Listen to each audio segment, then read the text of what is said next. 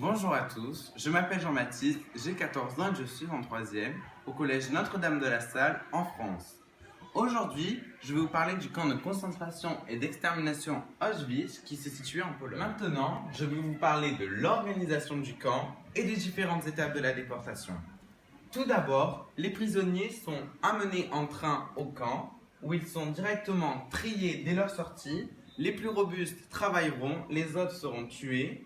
Donc directement dans les chambres à gaz. Les conditions de vie dans les camps de concentration étaient épouvantables.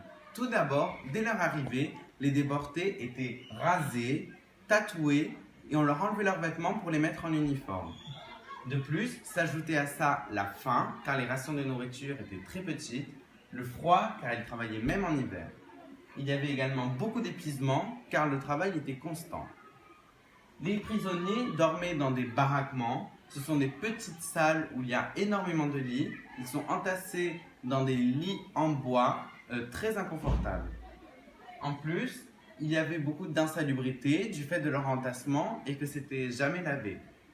Tout ça leur apportait de nombreuses maladies qui n'étaient pas soignées, bien que de nombreuses expériences étaient réalisées sur les prisonniers. On va voir les différentes techniques d'extermination. Avant 1942, les différents prisonniers étaient fusillés. Il y a eu un problème à partir de cette date. Il y avait vraiment beaucoup trop de prisonniers. Du coup, on a trouvé de nouvelles solutions, comme la chambre à gaz. Ils étaient donc gazés à l'intérieur, puis incinérés, afin d'éviter qu'il y ait trop un nombre de corps important. Lors de la Seconde Guerre mondiale, les Allemands nazis, sous la direction d'Hitler, tuent des millions de personnes. À Auschwitz, par exemple, il y a eu 960 000 juifs tués, 75 000 polonais, 21 000 tziganes et 30 000 autres, comme des handicapés ou des homosexuels. Je vous remercie d'avoir écouté mon cours, j'espère qu'il vous aura plu. Et on dit merci à Aitana derrière la caméra et à Naël, notre assistante. Arrivederci ragazzi!